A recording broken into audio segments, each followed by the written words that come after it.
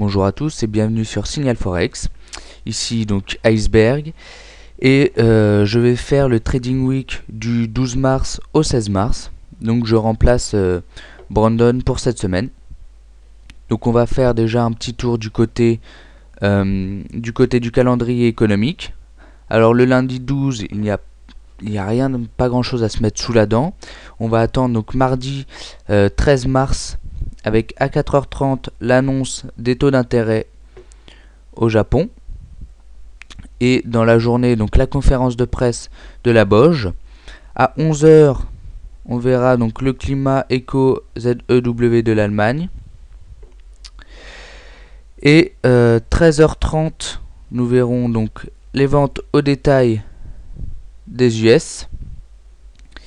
Et 19h15, la déclaration du FOMC et le relevé des taux qui devrait faire bouger pas mal les cours.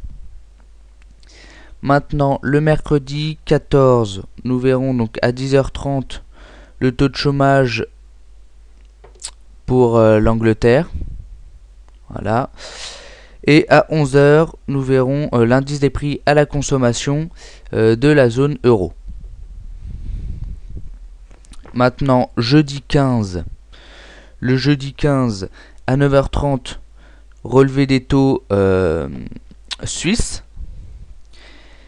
Et à 10h, nous verrons donc le taux d'emploi pour la zone euro avec le rapport mensuel de la BCE.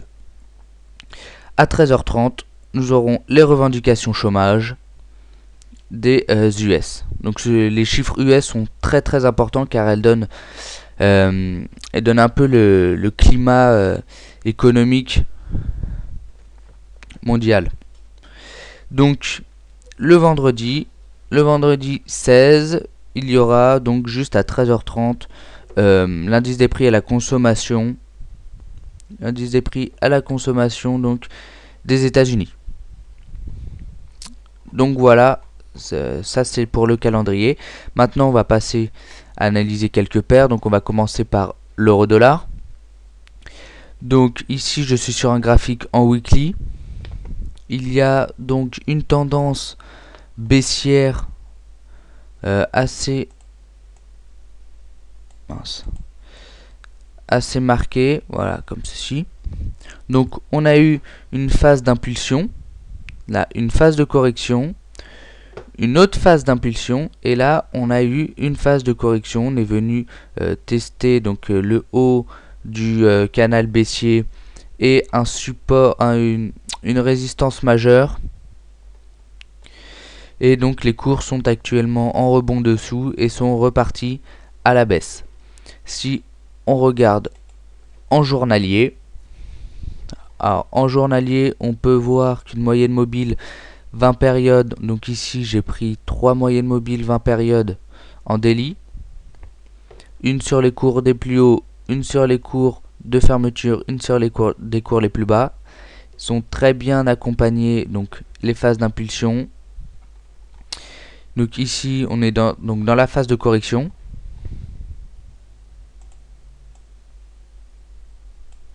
Ici donc nous sommes dans la phase de correction.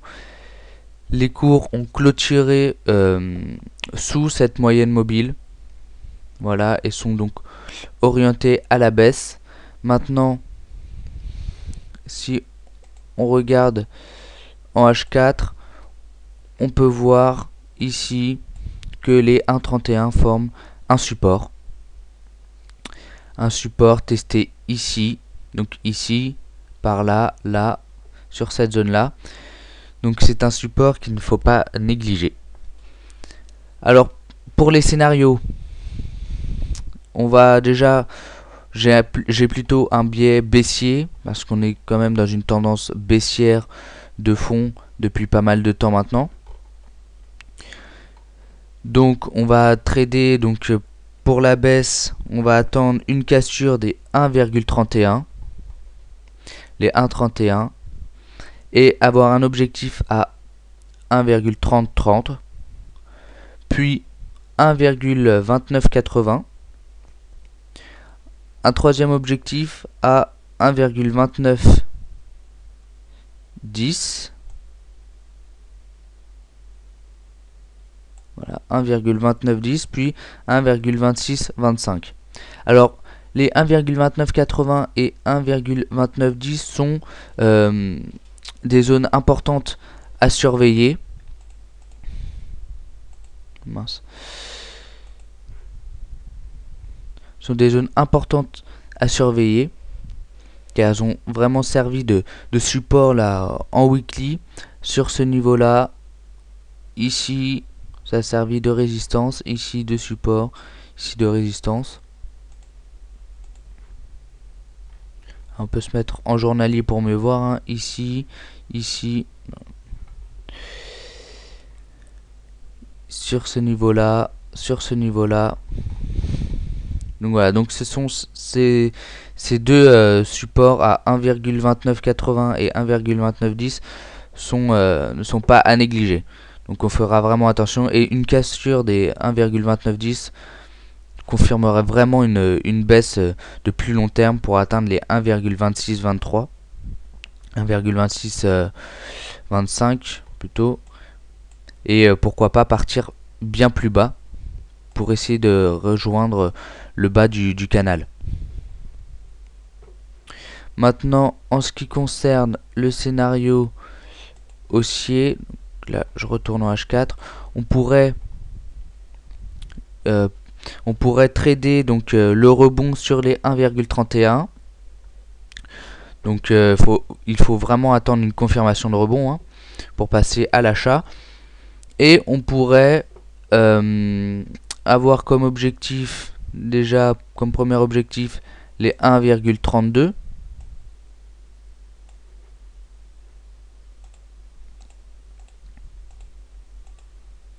Les 1,32, puis les 1,32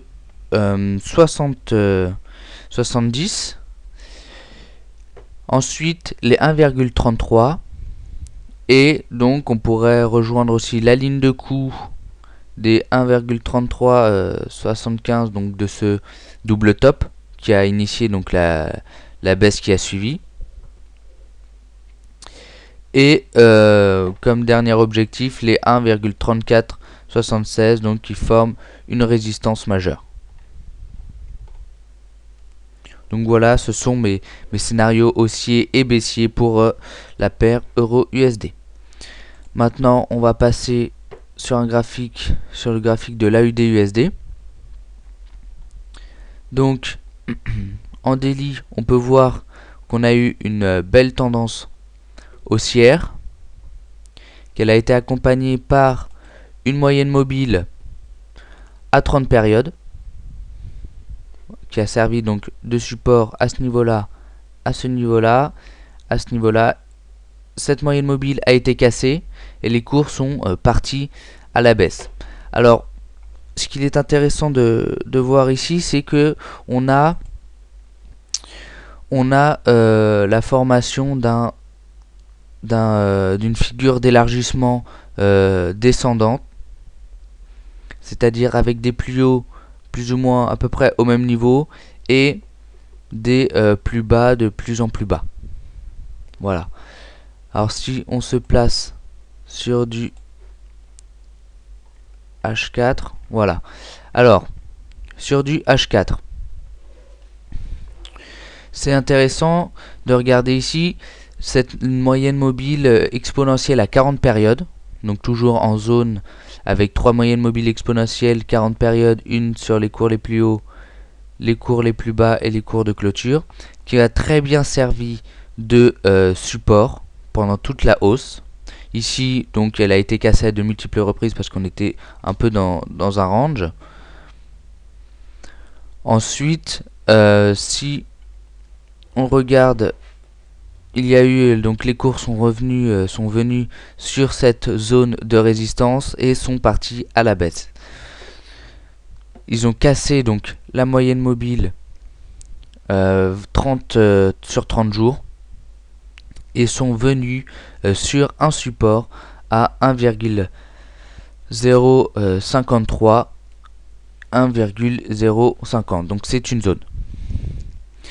La moyenne mobile exponentielle 40 périodes a croisé à la baisse cette moyenne mobile 30 périodes qui commence déjà à s'orienter à la baisse. Les cours sont revenus sur cette moyenne mobile exponentielle. On peut voir ça donc comme un pullback après la cassure et sont ensuite repartis à la baisse. Alors pour le scénario baissier, on attendra donc une cassure des 1,51 voire 1,50.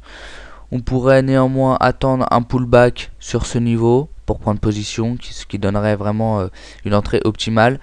Et donc on a comme objectif les 1,040 puis 1,022. Maintenant, en ce qui concerne le scénario haussier, on attendra vraiment une cassure des 1,084, ce niveau-là.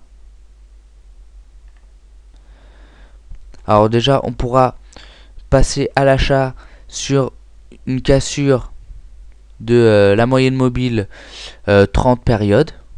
Donc la moyenne mobile 30 périodes en daily. On attendra sa cassure et pourquoi pas un rebond sur celle-ci pour prendre position à l'achat. Maintenant, pour être plus prudent, il vaut mieux attendre la cassure des 1,084 et si possible donc un pullback sur ce niveau pour avoir comme objectif les 1,1. Voilà donc pour cette paire. Maintenant un petit détour donc du côté de NZD-USD. Je vais mettre sur un graphique en journalier. Donc sur un graphique en journalier, on peut voir qu'il y a eu une hausse, une tendance haussière qui s'est congestionnée, qui a fini par congestionner et former donc une figure d'élargissement ascendante, donc avec des plus bas au même niveau et des plus hauts de plus en plus haut. Voilà. Cette figure a été cassée à la baisse et les cours ont effectué un pullback sur ce niveau.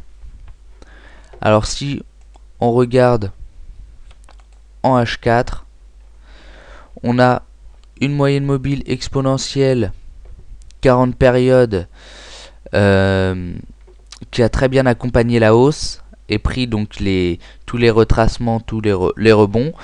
Donc là il était possible de trader les rebonds. Là la paire a congestionné, donc il y a eu de multiples cassures de cette moyenne mobile. Les cours sont ensuite partis à la baisse. Voilà, ils ont cassé donc le support ici et sont revenus tester ce support et cette moyenne mobile. Voilà. Donc on pourrait envisager déjà une vente. Alors ici, je pense qu'il est un peu trop tard pour vendre parce qu'on aurait, si on vend maintenant, on aurait donc un stop environ à 70 pips pour un take profit à 107 pips. Donc ça fait pas déjà un ratio minimum de 2. Donc il vaut mieux quand même attendre. Donc pour mon scénario baissier, on attendra donc un retour sur les 0,8245 voire 0,8260. Un rebond sous cette résistance donnerait vraiment une entrée optimale. Sinon, si ça ne retourne pas sur cette zone, on prendra donc les retracements, on essaiera de prendre les retracements s'il y en a, donc sur cette moyenne mobile exponentielle 40 périodes en H4. Et donc le premier objectif sera à 0,81, puis le second à 0,80. Donc voilà. Maintenant, pour le scénario haussier, on attendra une cassure des 0,8265. Il est préférable aussi d'attendre un pullback sur ce niveau pour prendre position, pour vraiment venir confirmer la cassure. Et on aura un objectif à 0,8310 et à 0,84. Maintenant, passons sur l'USD-CAD. Alors l'USD-CAD, c'est intéressant parce que là, je suis sur un graphique en daily et on voit que la paire est dans un biseau descendant. Dans un biseau descendant. Alors maintenant, si je me mets donc en H4, voilà, donc là on va plutôt partir sur des stratégies avec des supports et résistances. Donc USD-CAD, la paire donc avait formé un range à ce niveau-là, ici, avec un support, une résistance à 1,05 et 1,002. Donc ce sont des zones, hein. Ce sont des zones. Et on avait une résistance à 1,09935, voire 0,99. Donc un support à 0,9935, 0,99. Maintenant, il y a eu une cassure de ce range. Une cassure, donc les cours sont venus toucher donc là le bas du biseau, le support donc du biseau descendant, et sont revenus sur la zone de résistance.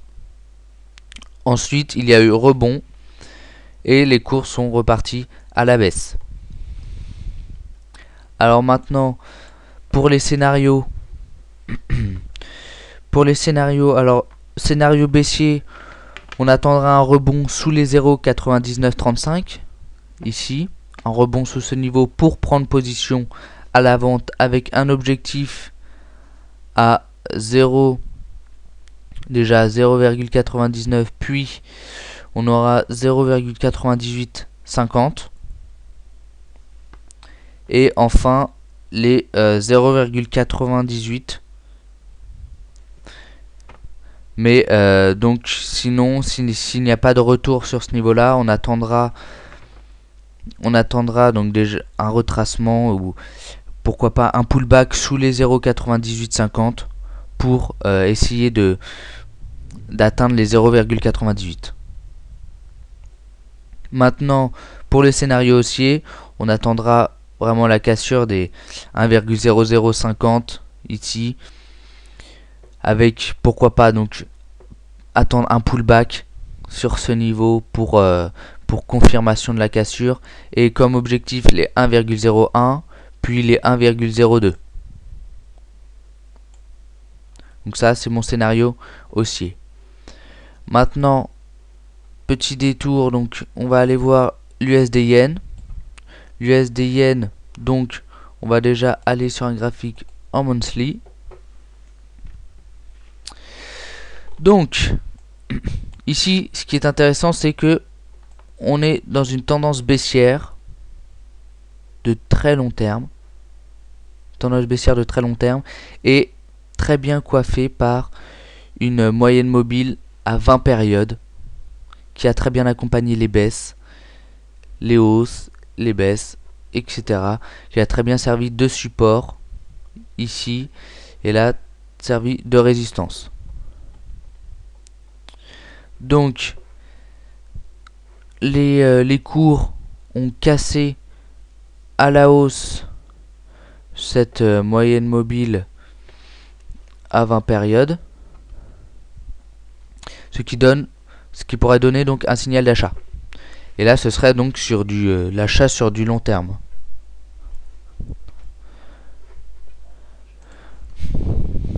Alors maintenant, si on passe sur un graphique, on va passer directement sur le graphique en journalier. Donc là ici on a notre moyenne mobile 20 périodes en monthly. Donc les cours ont cassé, donc là on voit bien la cassure de cette moyenne mobile. On a eu un pullback et on repart à la hausse. Alors, pour les scénarios, ici, il vaudrait mieux, pour partir à l'achat, attendre un rebond sur les 82. Un rebond sur les 82 pour partir à l'achat. Ou sinon, un rebond sur donc les 83. Comme ça, on va faire un pullback. Comme ça. Et donc, l'objectif sera à 85. L'objectif sera à 85. Puis 88,25. Ensuite, on aura 92,30. Puis 94,70. Et enfin, on pourrait envisager d'atteindre les 100. Donc là, c'est vraiment sur du long terme, hein. Là, on va vraiment se placer sur du long terme. On pourra renforcer nos positions en essayant de prendre les retracements sur des supports. Donc voilà.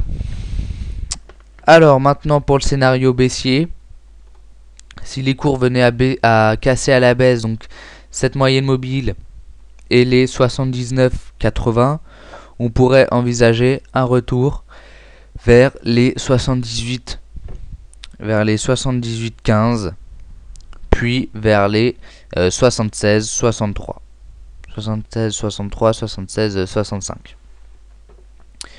Maintenant, un petit côté, on va aller du côté de l'or.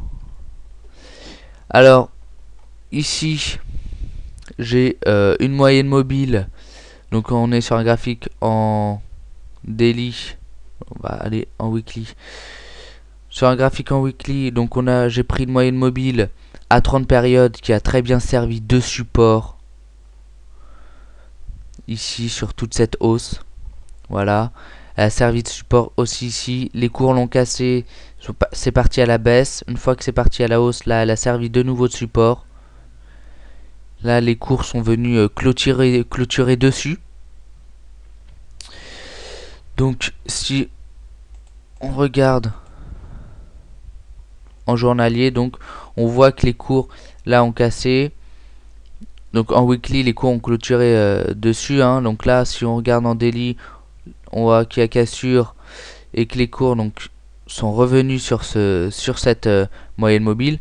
Alors, on va voir donc les scénarios. Donc si on venait vraiment à casser cette moyenne mobile à la hausse, on pourrait atteindre les 1760.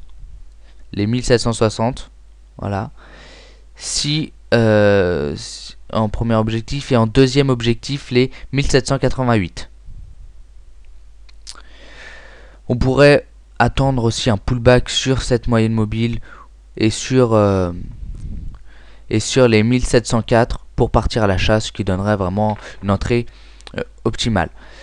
Maintenant, pour un scénario baissier, on attendra donc la cassure des 1676 pour partir à la vente et avoir un objectif à 1621, puis 1562, 1563 et enfin donc 1541. Donc ça, ce sont des objectifs baissiers. Donc voilà, ça c'était le Trading Week. Donc si vous voulez, donc venez en discuter donc sur le forum Signal Forex. Lundi, donc je ferai une vidéo d'analyse sur les indices boursiers. Donc comme toujours, hein. Et sinon, bonne vidéo et bon week-end.